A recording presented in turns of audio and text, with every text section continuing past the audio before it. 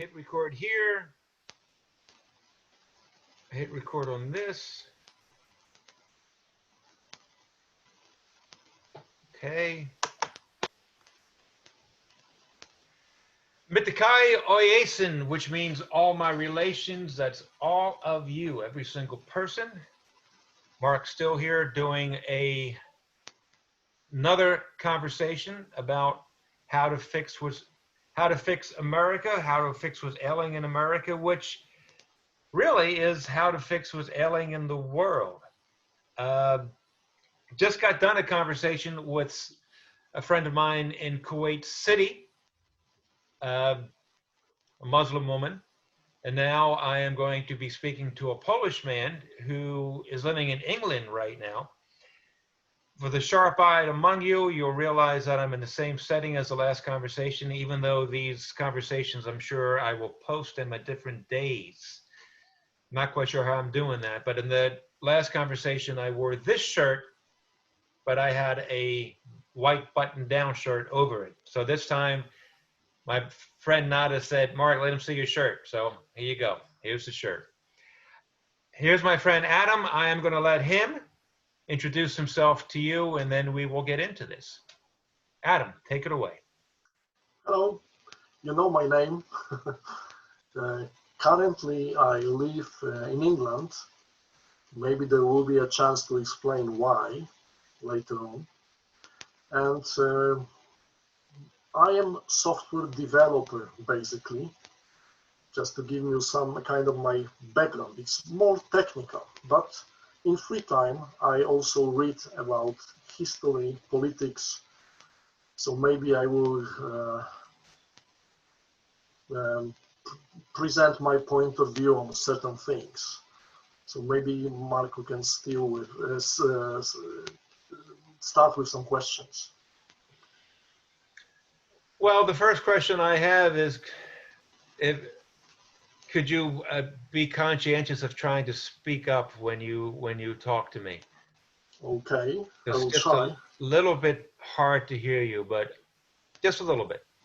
All right, so the reason I am talking to Adam, the reason I'm talking to people not in the United States, the reason I'm talking to people, period, because this whole nonsense, and Adam could disagree with me because I invite people to do that, but the whole nonsense that because I have a different cultural background, because I have a different ethnic background, because I have a different skin color, okay, so with me and Adam, it's the same, but let's say, again, the last person I spoke to, the Muslim woman, very obviously not the same.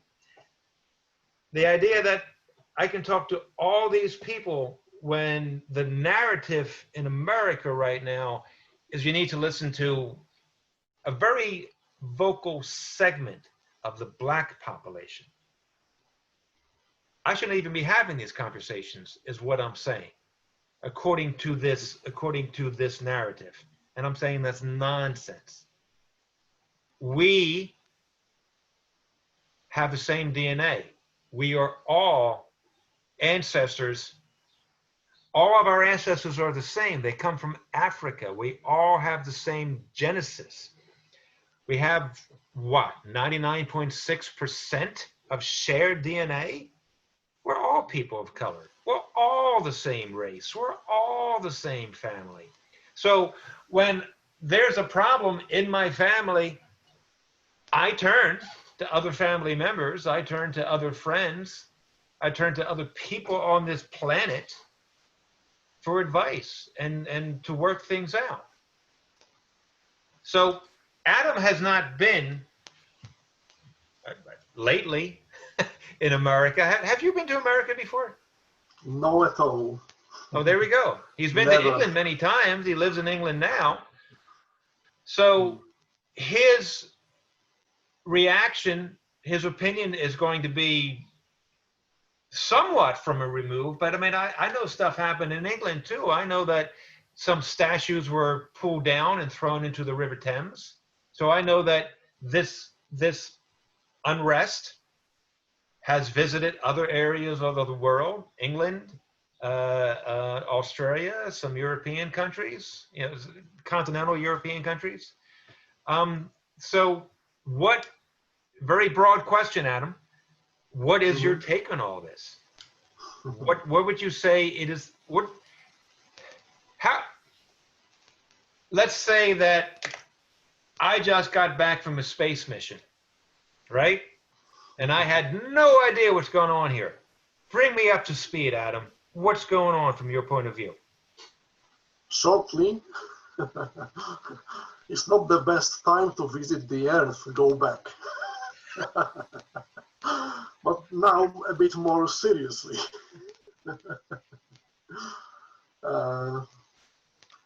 Of course, we have the same DNA, and saying that only black lives matter is not fair, because it would mean that all others don't matter, which we can't agree, right? Because we immediately became racists ourselves. But I think I can give you a hint why this happened. Can you hear me properly, Mark? I can. The sound is fine. All right. I think this incidents happened in many places, mainly in the US, but only in the UK and some other places, also in Poland. Can you imagine? In Poland. And they seem to be coordinated. They are not spontaneous. There must be some group of people who coordinates these riots. That's my opinion, because people behave the same, they do the same things in many separated places. So I think it is organized by who you may think for yourself. No, I want to know your opinion. That's part of the conversation. Who do you think is organizing? Okay, I will speak directly to you now. I think it is against current president of the US. Because in November you have new elections. And President Trump has many enemies, both in the US and abroad. Really many enemies. We know it. And I think that those people will do whatever it takes to prevent Trump from being president again for the next 4 or 5 years. I can't remember, sorry, how long is the period. So you're saying that these people are willing to cause unrest, cause riots, to cause deaths, just Trump. Not the people you see on television, because those people who initiate such riots are hidden. You will never see them. They could be sitting somewhere in New York, or maybe in Tel Aviv, somewhere else, I don't know, London maybe.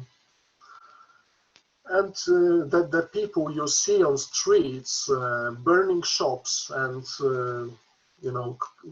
behaving like criminals, they are only puppets. They are controlled. That's my opinion. They really are, directly speaking, they are stupid enough not to see that they are manipulated. Well, I think that,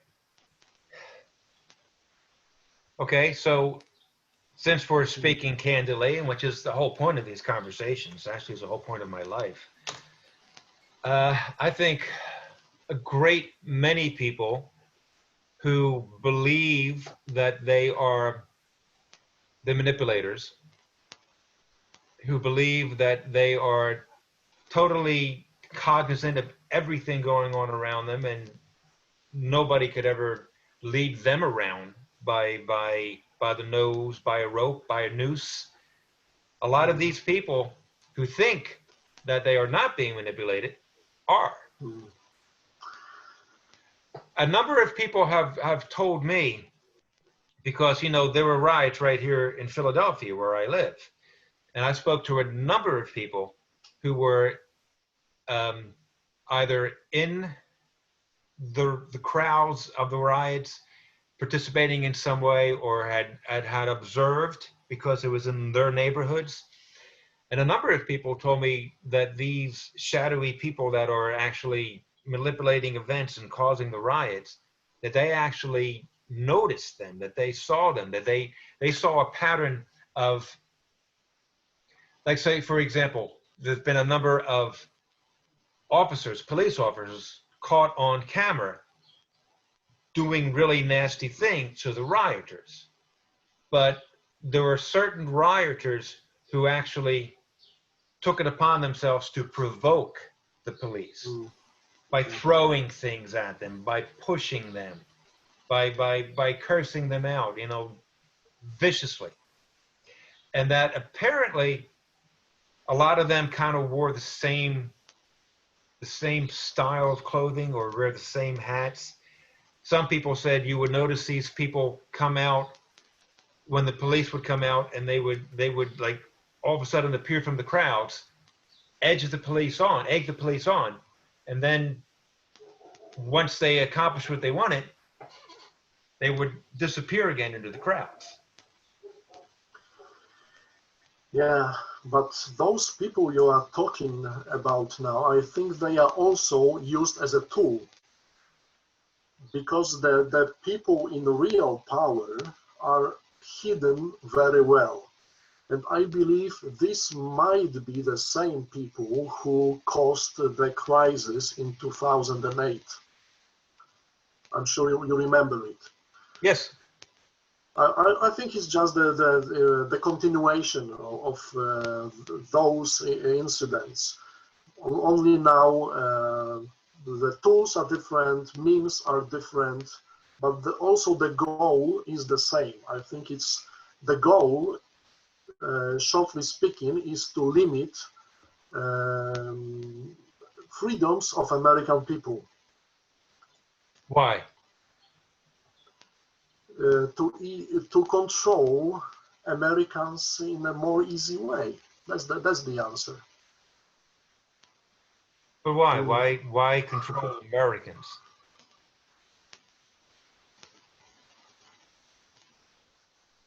Know what I'm saying? You know why I'm asking? Yeah. Why not control people in England? Why not control the Brits? Why not control the Germans? Why America? I think it's a result of what is going on everywhere in Western countries, both in Europe and also in the States. I would name it like a second leftist revolution. If something is not clear, because it's just a short conversation and some things would require a proper long explanation. So maybe I'm not sure if it is clear enough, or maybe I should get into some details. Please go into details. Because let me explain. In the past, you know the Soviet Union, how it was built from the background. There was a Bolshevik revolution. The first one was not the 1917, but Right. they started in 1905.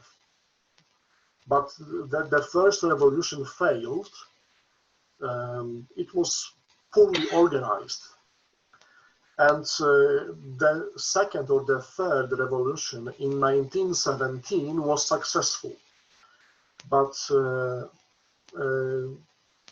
have you read any book or work by Charles Marx?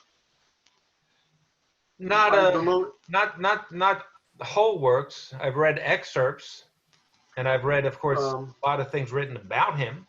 I've read speeches that he's made.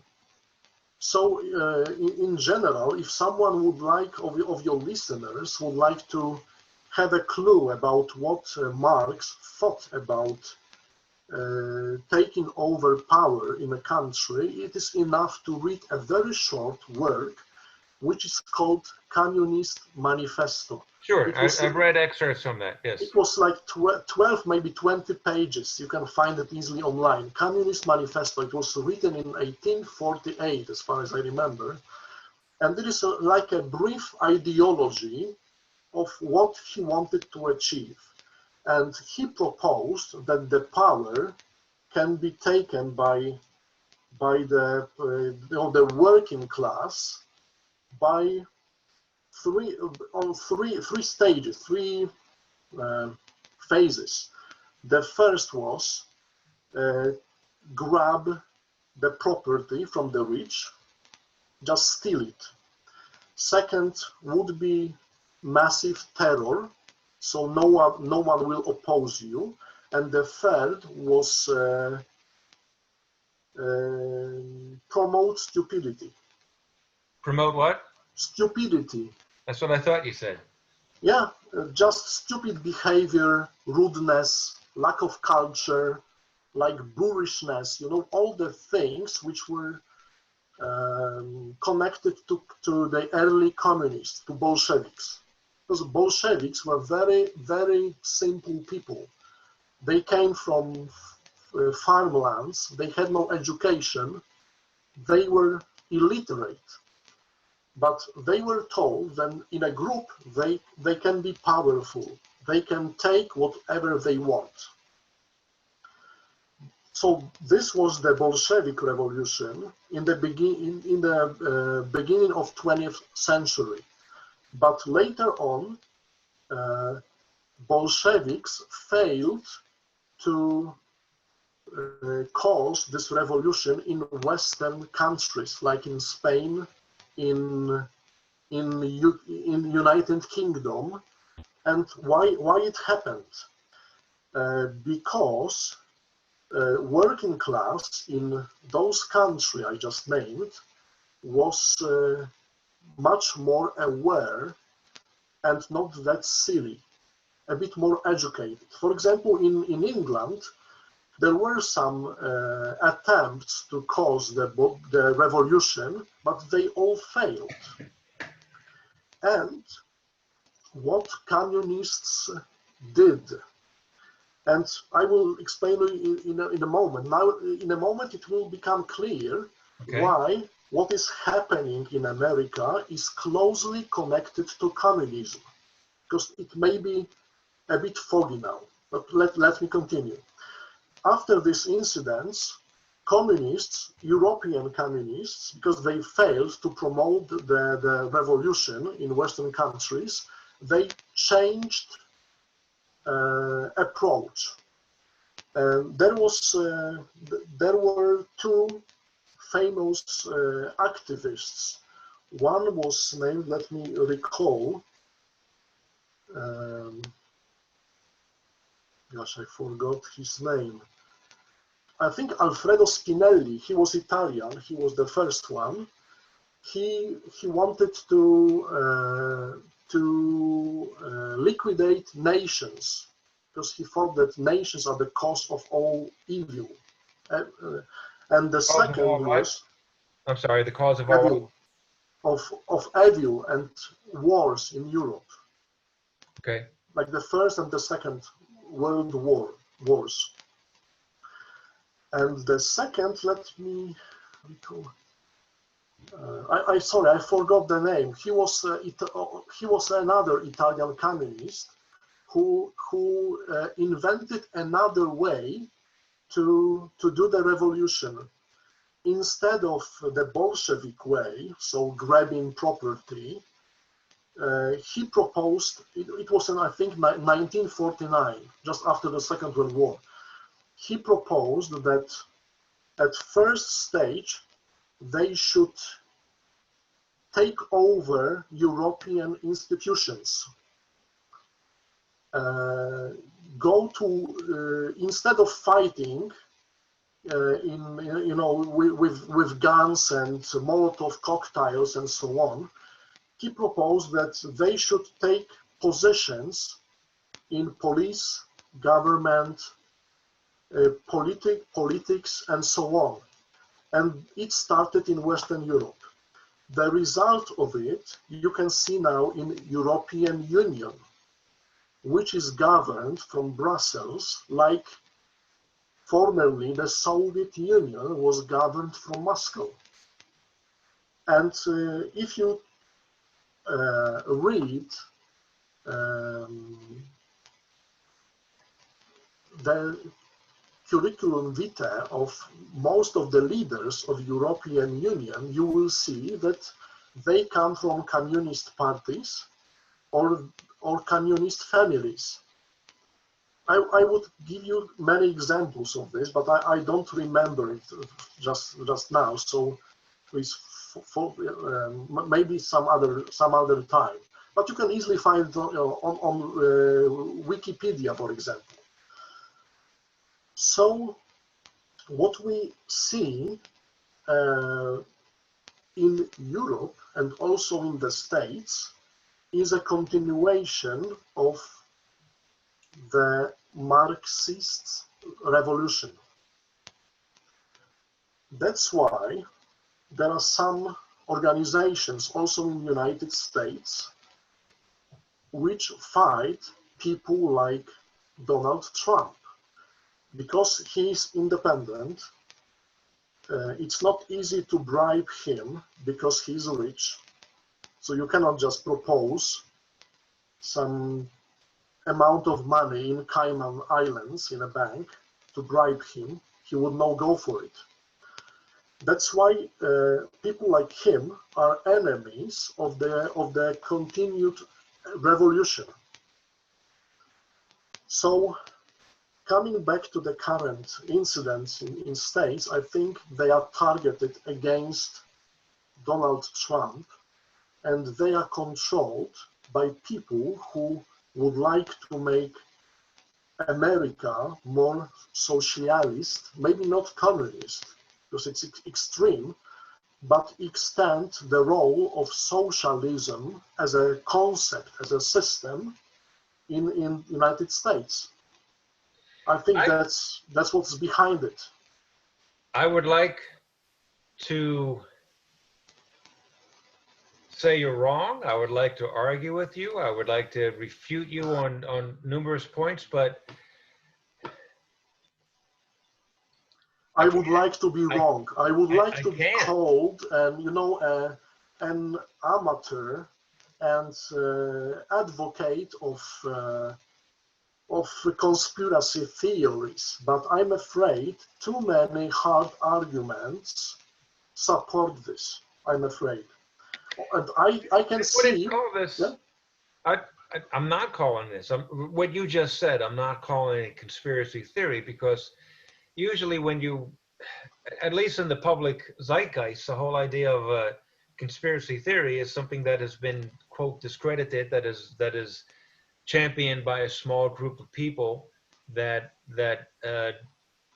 the group is going to insist upon their moral righteousness despite all the good arguments against them. But there's too many arguments for what you're saying right now. Yeah, I can tell you from European perspective, because I live and spend my life in Europe. Europe became very, very socialistic since probably 60s, 70s. Well, that's when the EU became a thing, right, in the 60s. But EU was formed in several stages. Right. In the beginning, it was only about free trade, no import duties, and it was a clever idea. Of course, free trade is always better because everything becomes cheaper, right? But in 2004, they formed the Lisbon Agreement, which took autonomously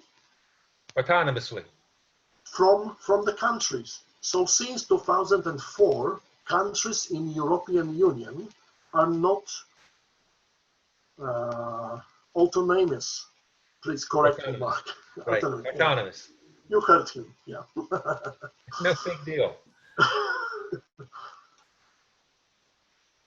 So, how it works in real life? It means that the law, which is created in Brussels, is superior to the law created in each country.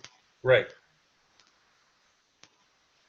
And that's not good because it means central control of Europe by a group of, I don't know, 15 or 20 people in reality. So is this a good segue into why you moved to England? No,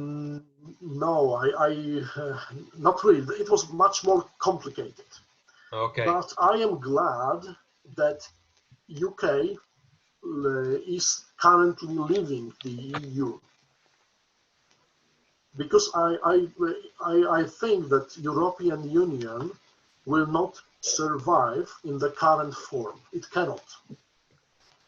Too much money and value is stupidly wasted because of centralized decisions. And maybe I should explain why centralized is not good compared to empowered people. Because the decisions, you can read it in Adam Smith books from 18th century, correct? It's he was a very clever guy. That when people have freedom to decide how to spend own money, they will do it much more efficiently than the government or any centrally controlled body, because it's their money. If you make money yourself, you know it's valuable because you have felt the effort on yourself. And those people in governments, like in Brussels, they don't feel it because it's, just numbers. Right. So they spend it on stupid things like fighting the CO2 emission. And I expect, just joking, that they will fight probably sun eclipses in the future or whatever. I don't know. Maybe stains on the sun. They will have a huge budget to fight it. It's that stupid, really. So, and the same thing is coming to America, I'm afraid. So watch out, be careful, don't allow it. Well, I'm doing my best. So who? You're saying that there's ultimately some power at the top. I would imagine it's a very small group of people. Who would these people be? I have no clue. I've seen and I've read many articles about, some secret organizations like the Bilderberg Group or Bilderberg, the Illuminati. yeah, whoever they are. I don't know. I don't know them. Maybe they are Masons or Masons. How do you pronounce it? The what now? Masons, Masons, Oh, Masons. Masons. Freemasons, yeah. Yeah, maybe. Because they always fought the church, for example. But would this be a global power? Are you saying that there's... No, I don't think so. I don't think so. Okay. And what is I think good for us is that it is not just one secret organization. I suppose there are many, and that's why they will not succeed, because they are many. They will fight each other. You see, that's my personal belief. When anybody starts talking to me about, say, the Bilderbergs or the Illuminati or some sort of global cabal, right? I just don't see any one group of people, and it would have to be significantly large to control a nation, let alone a continent, let alone, many nations. So I just can't see, knowing what I know about human nature, I can't see any group of people getting along that well to be that organized and that razor sharp focus on the same page to accomplish, I'll use the word a conspiracy of that magnitude. That's science fiction. That's James Bond. Yeah, but I can't agree completely with you, Mark. Why? Because you can control most of politicians in one country by a simple thing: money and debt. Agreed. But like you said, they would, whatever groups there are, they would be arguing amongst themselves. There is no one hopefully group that, even if it's a group of three, they're going to be arguing among themselves. Every time that I got involved in the administration of anything, like when I was in Poland, for example, I can give you many examples, not just me, but of groups that I have watched. But when I was part of this group of the International American School, and I was part of the administration, I mean, there were only four of us, right? One, two, yeah, four of us. And the four of us argued all the time. That's our chance, I believe. But on the other hand, I have an idea how America could be healed. Okay, maybe, but before you get to that, because you know that's the point of all these conversations. Before you get to that, I have one other question for you. All right. Which hopefully won't lead to more, but at least one for now. Mm-hmm. Because I don't know, because I believe in the innate goodness, the innate dignity of humanity. Even people like Karl Marx, even people like Vladimir Lenin, I like to believe that they thought that they had this idea that would work out for the common good, that they saw that the needs of the many outweighed the needs of the few, and they thought that what they were proposing, what they were doing, was a good idea. And you know, they got wrapped up in the idea like Lenin did, and it wound up killing lots of people he got so married to that idea, and maybe his ego got involved. He didn't want to be wrong. But I like to think that in the beginning they were actually, that's where the manipulation comes in this country. There are a lot of people who are saying what is not good, so I need to do this to make it better. Right? I'm not saying that these are smart people. I'm not saying these are wise people. I'm not saying they're absolutely not secure, self-secure people, self-sufficient, self-confident. These are people that are easily manipulated, and are easily manipulated by fear. But I still like to believe that they're doing this, most of them are doing this out of a desire to bring good to the world. Do you think that maybe I'm just being naive? That maybe Karl Marx was just a bastard and that's all there is to it? Have you finished? Yes. All right. I think, sorry, because it was very long and quite complex. Short answer would be that people like Marx, Lenin, Stalin, and Hitler should be placed in isolation. Well, if you're putting Marx and Hitler in the same category, I think you just answered my question. Yeah. Because Hitler was absolutely evil. For me, they were mad people, which should be isolated. I'm not saying. Okay, then you did answer my question. No, just isolated because they are too dangerous to be left alone. If someone is mentally sick, because if you read works by Marx, Lenin, Stalin, or Hitler, if you read it, I read it, believe me, all four of them I read, and they were mentally sick. Sure. I can't believe they were people like us. So even if they were doing, even if they thought they were doing good, because they were mentally ill, just like you Yeah, said, they should be you know, isolated. there are some places for mentally sick people when they can be isolated, and that's the place for them. That's my Okay. opinion. All right. I understand. Thank you. So you were about to explain your solution or your suggestion to heal America.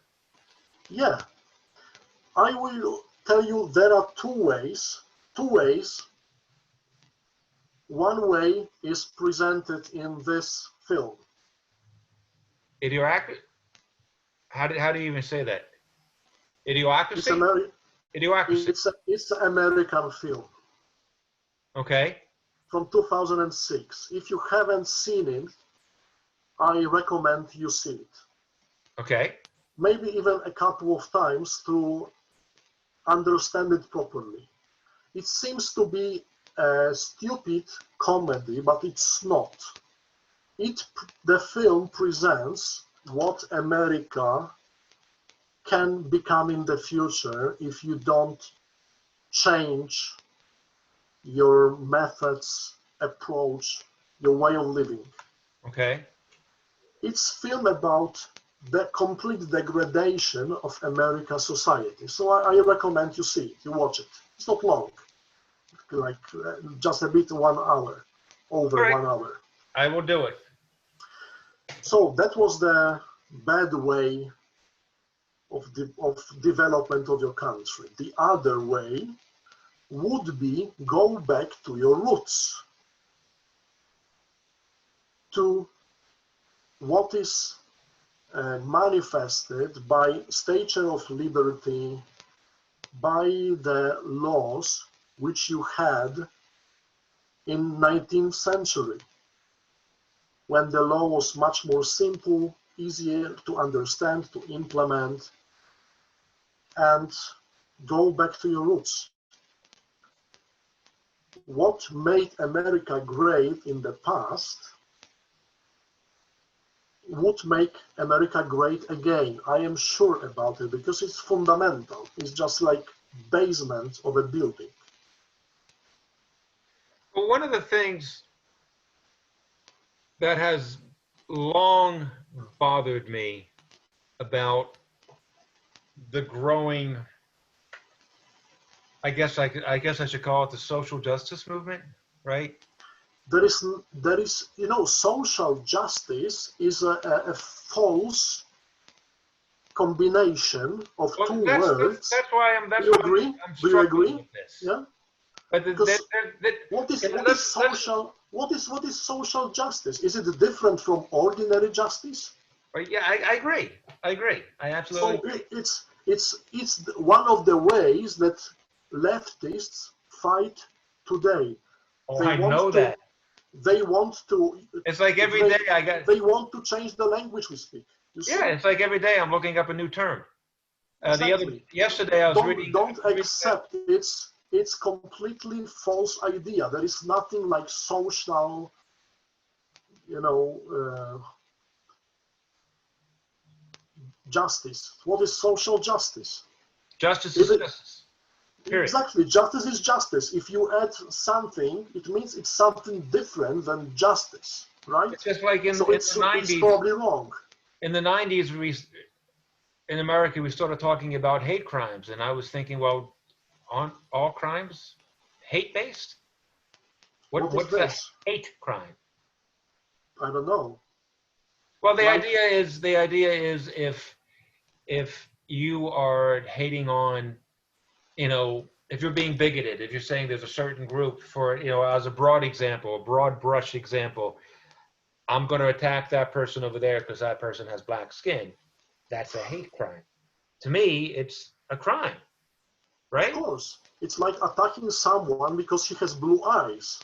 Why Yeah. those people are not hated? Blue eyes. I have brown eyes, so I would attack Well, everyone with blue Adam, eyes. when I first met you, I couldn't see your eyes because you had hair.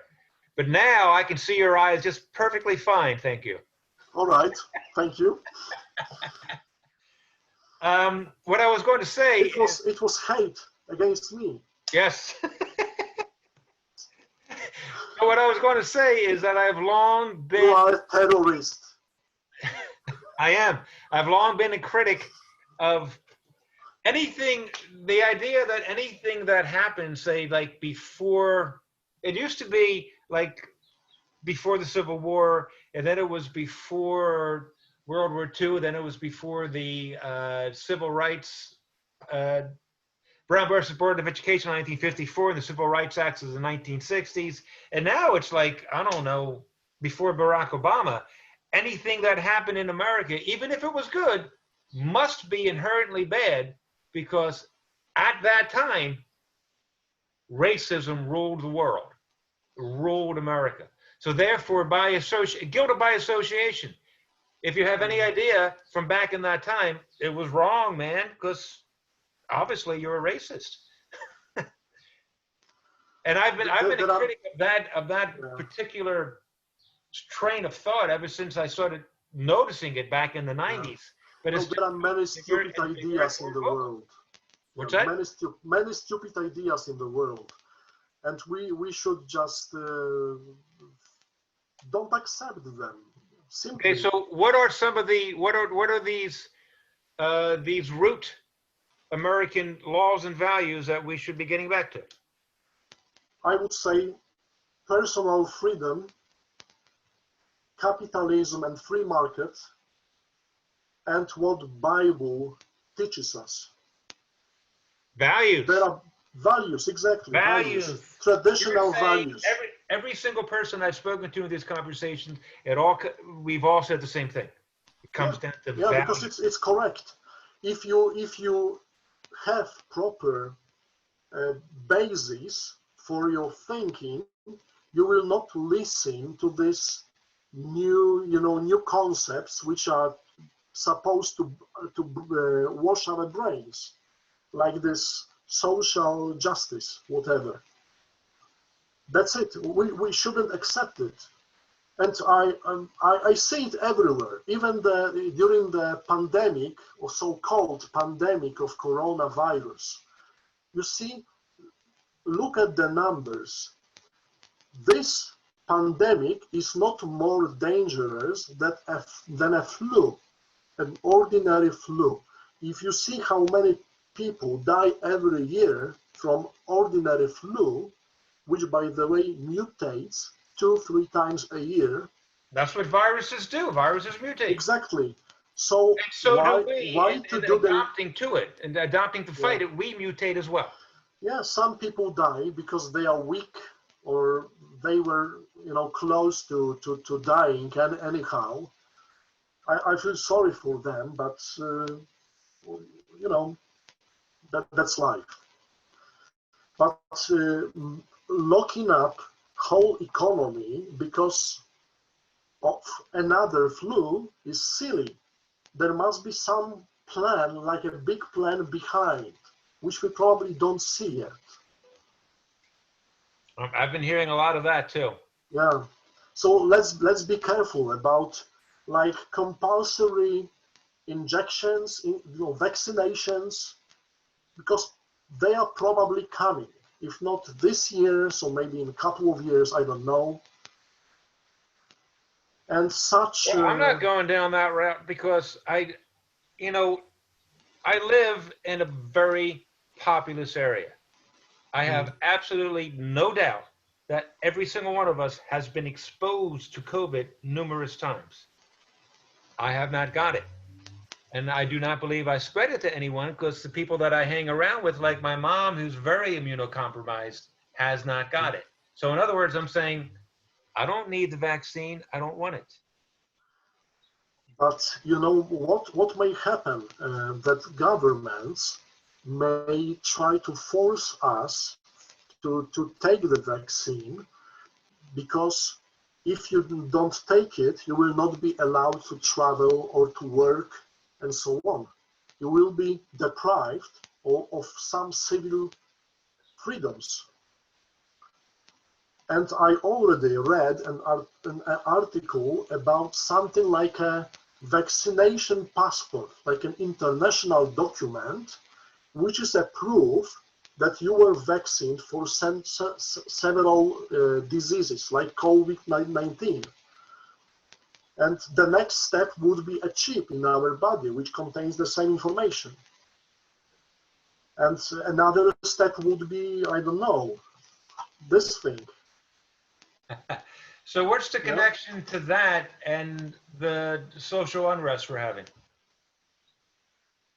The social unrest is another way to convince people that they should not support Trump, because it happened when Trump was a president. So Right. But how does this tie into COVID? I don't really know. I can only make some, you know, I don't know anything for sure, right? With what I am telling you about this developments, let's say. Maybe it's not a proper word because it should sound more positive, but it's not. See, my own personal belief, which is getting narrower and narrower by the day, but my own personal belief has been that with both COVID and the social unrest caused by the murder of George Floyd, is that you just had a whole bunch of people who were opportunistic, who were using this as a way to pursue their socialist agenda. That's possible. Whereas you and other people like you are saying that that's actually the goal. That's actually it's being manipulated by people behind the scene. And what I'm saying is, day by day, I'm getting more and more to your way of thinking. Not there yet, but you know, as much as I'm a therapist and I believe in redemption, I believe in the innate goodness of humanity. As much as all that, man, we make really unhealthy decisions. We make really stupid moves. We do. But who The herd mentality. We do. But who? Because I in my life try to avoid such decisions. Of course, I can't influence the governments, even one government, but we have influence on our lives, on what we do. Sure. And you know that's the way to start. I think that's the way to start, simply changing things from our closest environment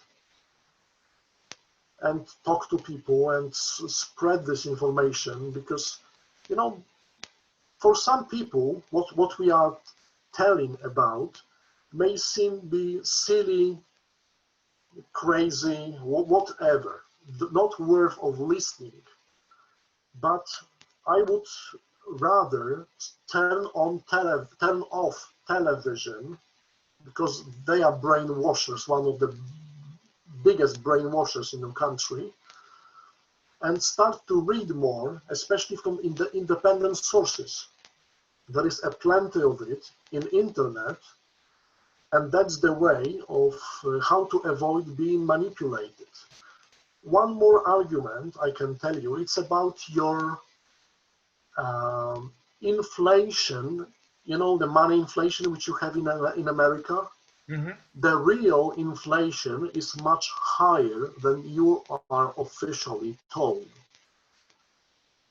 Go ahead. And that's why, because the government, not only in the US, almost everywhere, they want to devaluate public debt by high inflation. That's the way to do it. But the side effect of it is that the money which we have saved somewhere, if of course some of us have some money somewhere, the purchasing power of that money is decreasing. It's a side effect of it. So it's why you know, if you listen only to official media, you will never find it out. Never. They will not say it, because they want us to live in like a matrix. Have you seen Matrix? Of course you Sure. have. It's a kind of matrix, a like artificial world where we should believe in what we are told to believe in. And this is again the way to this I will watch it. I promise. I Yeah, promise. please, you will see things differently. May I recommend a movie too? Of course. Yeah. Well, it's sure. called Uncle Tom. Are you familiar with? I guess you're not familiar with the phrase. No, I'm not. Uncle Tom is a way for black folks to call other black folks, particularly black men, a traitor, a sellout. I can use other words. I think there was a book, an old Yeah, American Uncle book. Tom's Cabin. Yeah, So, all right. Now I recall it. The whole idea of calling somebody Uncle Tom is maddening on several fronts. One of which, number one, Uncle Tom is a fictional character.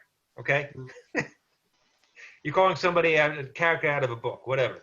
Number two, the idea was that the Uncle Tom character was a race traitor, but he wasn't. Not in the book. He was a guy that was trying to help everyone get along. Now, this happened during slavery. And the idea was because he was a slave, he should have spoken out against it, but he was just trying to bring peace to the people of his time who did have to deal with slavery.